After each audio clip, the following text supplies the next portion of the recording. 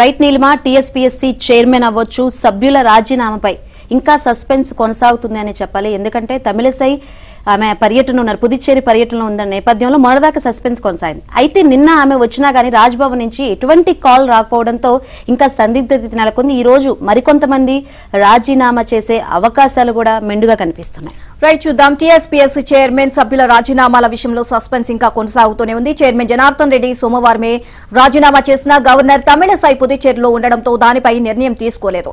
జనార్దన్ రెడ్డితో పాటు టీఎస్పీఎస్సీ సభ్యులు కూడా తమ పదవులకు రాజీనామా చేయాలని నిర్ణయించుకున్నారు. మొన్న గవర్నర్ తెలంగాణకు వస్తారని, అప్పుడు తమిళసైని నేరుగా కలుసుకుని రాజీనామాలను సమర్పించాలని భావించారు. అయితే నిన్న కూడా గవర్నర్ కార్యాలయం నుంచి పిలుపు రాకపోవడంతో వారంతా నిరాశకు గురయ్యారు.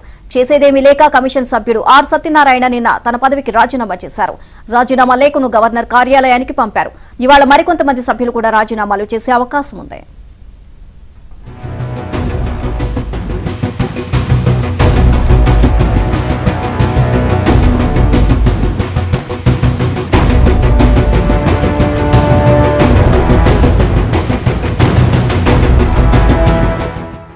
మరిన్ని వివరాలు మా ప్రతినిధి నరసింహరావు అడిగి తెలుసుకుందాం. నరసింహరావు, చెప్పండి. టీఎస్పీఎస్సీ సభ్యులు చైర్మన్ అవ్వచ్చు, సభ్యుల రాజీనామాపై ఇంకా సస్పెన్స్ కొనసాగుతున్నట్లు కనిపిస్తుంది.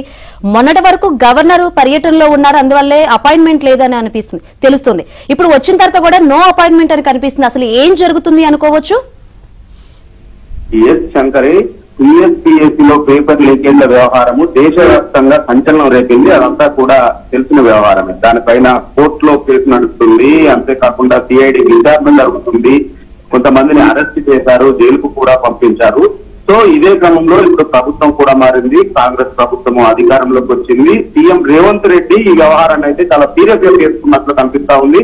నిన్న కూడా దానిపైన ఒక క్లారిటీ రేవంత్ రెడ్డి ఇచ్చేటువంటి ప్రయత్నం చేశారు. ఈ వ్యవహారాన్ని ప్రభుత్వం సీరియస్ గా తీసుకుంది. ఇది లక్షలాది మంది నిరుద్యోగుల జీవితాలకు సంబంధించినటువంటి అంశము. అడ్డగోలుగా పరీక్షల నిర్వహణలో కూడా సక్రమంగా చేయలేకపోయారు. ఇందులో వైఫల్యం ఎవరిది? దోషులకు కఠినమైనటువంటి శిక్ష పడేంత వరకు కూడా ప్రభుత్వము దీనిపైన సీరియస్ గానే ముందుకు వెళ్తుంది. హైకోర్టు సిట్టింగ్ జడ్జి చేత విచారణ జరిపిస్తుంది అనేటువంటి విషయాన్ని స్పష్టంగా నిన్న సీఎం రేవంత్ రెడ్డి చెప్పారు.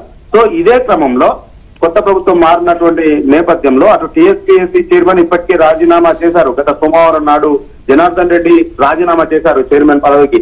అంతేకాకుండా నిన్న బోర్డు సభ్యుడు ఆర్ సత్యనారాయణ కూడా రాజీనామా చేశారు. చైర్మన్ 7 సభ్యులు ఉంటారు.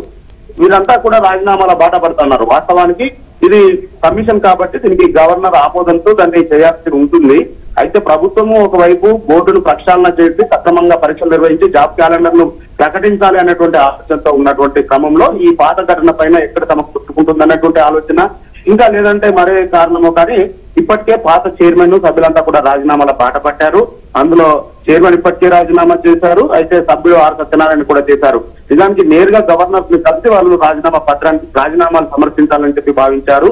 కానీ మొన్నటి వరకు కూడా గవర్నర్ పుదుచ్చేరి పర్యటనలో ఉన్నారు. పుదుచ్చేరి పర్యటన నుంచి వచ్చిన తర్వాత చైర్మన్ జనార్దన్ రెడ్డి రాజీనామా పైన ఏదైనా నిర్ణయం తీసుకుంటారో ఆమోదిస్తారని చెప్పి భావించారు. కానీ దానిపైన ఇప్పటి వరకు ఎలా నిర్ణయం తీసుకోలేదు. బోర్డు సభ్యులు కలవడానికి కూడా అవకాశం ఇవ్వడం లేదు. అదే ఇప్పుడు చర్చనీయాంశంగా మారింది. ఎందుకు రాజీనామాలు ఆమోదించడం లేదు, కలవడానికి ఎందుకు అవకాశం ఇవ్వడం లేదు అనేటువంటి శంకరి.